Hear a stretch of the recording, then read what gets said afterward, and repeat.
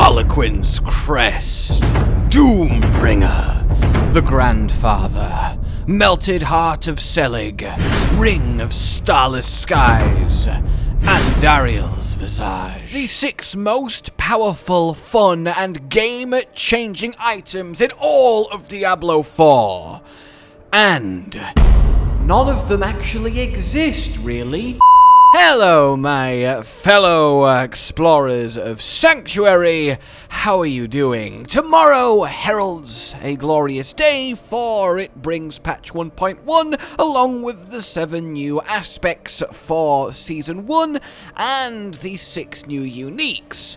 One of those new uniques has been confirmed recently to be a uber rare unique, i.e. it will join this illustrious collection in being one of the most powerful, fun, game-changing items that you and me, and probably everyone listening to this, will literally never get, never see, never get to enjoy playing with. So that's exciting, right? That's really cool! Well, not really, because what it actually means is we're not getting 6 new uniques, we're getting 5 new uniques. Likely one for each class, but we will see, and that 6th one is kinda some fairy tale that they can dangle in the distance, like some vaguely glowing, long-lost carrot that we can't ever put our hands on. Or some of the probably more appropriate metaphor, I don't know. And I kind of wanted to talk about that, and I also wanted to talk about it because a lot of you have asked me my opinion on the collection of Uber Uniques and how rare they are and how it actually impacts the game, or doesn't. And I guess on that point, yeah, technically speaking, they don't impact the game because no one will ever get them. And yes, you might be there like, well, a few people have, right? You talk about it, it's newsworthy, and that's all good, and there was that, like, you know, massive Helltide palaver where, like, a whole 100 people got a Harlequin's Crest when they shouldn't have, and that was a disaster that Blizzard immediately hotfixed by disabling uniques dropping, and then clumsily fixed by no longer letting you target farm uniques from the Helltide chest and just giving every chest, no matter the category, a chance to drop any unique, which is a little bit sad and clumsy to say the least. And it is interesting just how protective, let's say, they are of these items. And the thing is, in principle, I have no issue, and beyond that, think it is a good thing to have some sort of white whale in a game all about getting loot, to have some ultimate goal that might happen that you can eternally farm for, and when it does, it feels awesome. But the caveat there is to a point, because as it currently stands, getting one of these items is like winning the lottery. Actually, no, I'm sorry, I just completely lied to you. Winning the lottery is much easier and more likely than getting one of these items. That's how low the drop rate is. This is very much common knowledge. But put that in perspective, right? If one of these items drops for you, you would have had an easier chance winning the lottery. So if you do get one of these to drop, well, I hope you really love it because you have wasted probably 20-30 years worth of luck in your life. In any case, then, there is a definite joy to having items like this to chase. They were in Diablo 2, though they were a lot easier to get, despite still being really hard to get. The Grandfather and Shaco's being the 2 prime examples.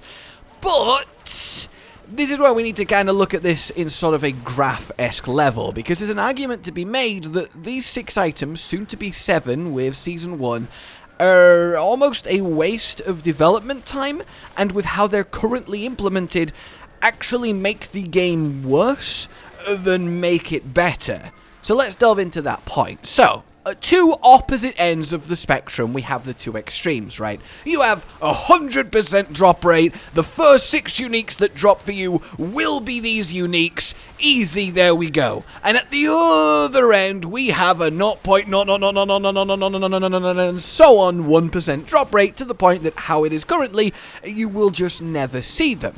In both cases, that is terrible. The 100% is probably worse because it would massively amp the power level of every player in the game, make the items very much not special and kind of worthless. A sort of syndrome where if everybody is powerful with all the Uber Uniques, no one will be. But that's obviously never going to happen, and it shouldn't happen. That's just terrible games design. But that doesn't mean the other end of the spectrum is that meaningfully better or any better of a choice, because when you know that these items exist, the natural reaction to that is, ooh, I'll keep farming, because despite the overwhelming odds, it might be me, because humans have a very much tendency to overestimate their chances in any given statistical scenario. It's a quirk of how we're built, and it's quite hard to get out of it. There's always just that one more go, that one more spin of the wheel, that one more loot chest, or that one more drop, and it's gonna be the one, because even though it's like a 1 in 1 million, it's your time, and it's so easy to buy into that and kind of keep playing. And that is true. So having these ultimate rare super crazy items does successfully prey on a likely instinct that a lot of players will fall prey to in a game like this. And falling prey to it isn't a bad thing. It puts a satisfying addiction loop on grinding gear in a game like this. Even if you're aware of this existing, you still want it. I am doing this talk fully aware of how this works, fully aware of the game design decisions behind it. I have a degree in it, and yet I still, every time a unique drops, have this moment of, this is it, right? This is it. I'm totally gonna get one now. Despite it being only owned by 300 people in the world, this is the one. Because you can't knowledge yourself out of something so deep-seated in your average person's psyche. In any case, you can go too far and achieve the opposite result. Because when something is so rare, you end up in a situation of, well, that's pointless. It's pointless me trying. It's pointless me farming. Why would I want to do that? I'm not going to just keep playing on the chance of something that rare. Huh. Well, that's a waste of time. And not only that is, okay, great, these are really fun items that I will never get to play. That kind of makes me feel bad. Kind of makes me not want to actually engage with the game. I mean, it just seems a bit of a pointless endeavor that they even exist. And you start to get that almost sad, maybe bitter, maybe disappointed loop instead of a naively hopeful one, which is the sweet spot you want to hit. You want to make it rare enough that it's meaningful, while common enough that there is a chance, a realistic one, even if it's so very slim that you can get one. Because any other extreme in either direction is either bad for the game, in terms of everyone has them, or bad for the player's engagement with these items, in terms of you will just never get them on all statistical likelihood. So given that both extremes are definitely the wrong approach, the correct approach lies somewhere in between. And I'm not going to sit here and say they should have X% drop rate, etc. That's not for me to decide, but it definitely should be more common than it is. Even if every 1 in 1,000 uniques that dropped for you was an uber rare unique, one of these 6, soon to be 7 items, that's still going to take a while. Think about how long it will take for 1,000 uniques to drop. I've probably had, I don't know, 40 drop in total, and I'm playing it quite literally like it's my job. So a normal person will be forever before they get 1,000, and you could easily tie in a pity timer to that too, so your time never feels wasted. Every unique that drops, you know you're slowly getting closer to one of the Ubers, even if it will still take a while, even if it might not be the one that you want, you know that eventually it will be yours, as opposed to, in all likelihood, literally never will. So that 1 in 1,000 is still crazy rare, but it's low enough that you can comfortably think, oh, just one more unique, one more couple nightmare dungeons, it might drop actually, it might do. It probably won't, 1 in 1,000, that's still really, really unlikely with how rare uniques are to drop in the first place. But it's close enough. You know, you want the smallest, highest rare drop chance, if that makes sense, and then you've hit the nail on the head with these items. Which leads me to really my bottom line here. These items' existence is a frustrating bit of knowledge to have. And that's not what should happen with these. They should be exciting that they are there, because you should always reasonably have reason to think that you could actually get one. Because that adds a lot. That's exciting. That's a bit of fun. That gives you that white whale to chase. But knowing they exist, knowing how good they are, knowing how much fun you would have working them into a build, because ultimately they are enablers of some pretty seriously powerfully fun playstyles, outside of maybe the grandfather that is just pure damage, but that you will never, even if you played this game for years, which is accurate by the way, even if you played this game for years, you will likely not see one. Well, that just makes you sit there and go, what is the point of me even trying, of me even farming, of me even going for them? Because there isn't a point, because you are literally wasting your time. If any of these items is a goal of yours as it currently stands, I hate to say this, but you are wasting your time. And that's really sad, because that shouldn't be how it is. Essentially, this is a huge, lengthy way to say that super rare powerful items should exist, they just should be a lot less super rare than they are, finding that happy middle ground where it's a big important moment, but not one that feels like it will never happen. You want to have the smallest, highest percent chance of something like this occurring. You want to have that perfect hope zone, because if something gets too rare, hope turns into frustration, and if it gets too rare past that, frustration turns into resentment of not only their existence, but of the few hundred people that have managed to get them, and that was evidenced very clearly with how angry everyone got over the Helltide. There was a lot of people demanding they get deleted from these people's inventory, despite it not affecting them and not mattering. If a couple hundred extra people had a Harlequin's Crest, who cares? I personally don't think they should be deleted, whatever. I'm just sad I wasn't awake to take advantage of it. In any case, that is fine, but it says a lot when an item dropping is newsworthy and causes such frustration to everyone because they know they will never get one and they miss their one chance to maybe experience what it was like to play Diablo 4 with a Harlequin's Crest on your head. And the reason I finally kind of go through all of this is because, as I said, we are getting a new ultra rare unique in Season 1.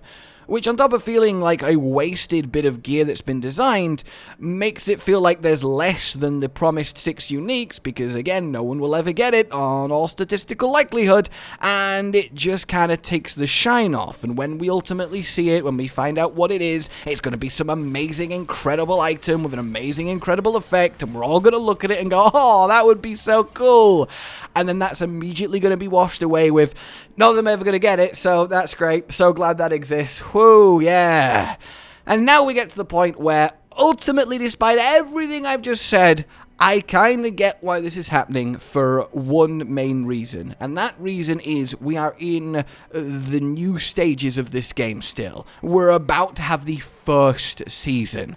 There will come a time, undoubtedly, where one of the season's gimmicks is ultra uniques have a massively increased drop chance. There will come a time where things change, where they are tweaked with. They're in place now, so they can be used in different ways later. There might be a dedicated system to get them. Maybe a whole season's journey or event leads you to being able to choose one, and then that character goes to the Eternal Realm when the season's over, and you can now mess around with it, and that's really cool. And they have to plan for the future, and starting them out so rare that, yeah, they're technically in game, but, you know, no one's really gonna get them, and slowly ramping up over the years. That makes sense as an ethos, but it doesn't eliminate the now frustration that it can cause, and understandably does, in a lot of people. And you also have this point where if a season lasts 3 months, and you're not going to get these items within 3 months, because you're not going to get them within a couple of years as they currently stand, well, you'll never get to enjoy a season with a newbie unique, and that in itself is really disheartening. If they're only ever something you can play on the Eternal Realm due to how rare they are, well, that takes away a lot of the shine too.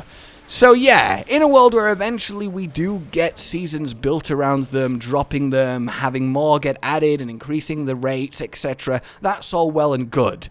but I really wanted to put across and articulate the result of these items existing now has on what I think is most people's, well, gameplay in relation to them. Don't get me wrong, I'm sure a lot of you don't care at all. You know, you're not going to get one, that's fine. That's kind of where I am, really. I'm not upset at this. I'm not, like, angry at Blizzard for putting them in. I just kind of want to explain why it does create this sort of feeling and this negativity in a lot of people, because it is understandable and it preys negatively on human nature when these items existing is a perfect way to play positively on it, and I hope that that does happen going forward. In any case, I am excited to find out what the next to be unique is, and if there is any kind of extra chance of it actually happening in the season. Let me know what your thoughts are on all of them. And it just occurs, I didn't even get time to go into the fact that you still roll random affixes on them, because yeah, they're fixed, but the actual amounts are rolled, and then the percent chance of strength of the effect on it is rolled. So if you get an uber unique with minimum rolls, given how rare that is, you're going to feel like someone just reached out of the screen and punched you in the face. And that is the worst feeling. I'd rather not get one than get like a minimum roll kind of bad one that maybe isn't actually worth using. Oh, Jesus. In any case, like if you enjoyed this, subscribe to the bell for more, consider supporting the future of the channel on Patreon down below, and until we meet again, a goodbye. Josh, Cotton, and Hollow with the videos, dropping the humor like a hammer on your tippy toes, bringing entertainment on a daily arrangement to take our insanity and turn it into entertainment. Yes, I said entertainment twice, to reiterate that it is nice to look into your faces on a mostly daily basis when you let us in your homes to make the whole world a stage. Goodbye.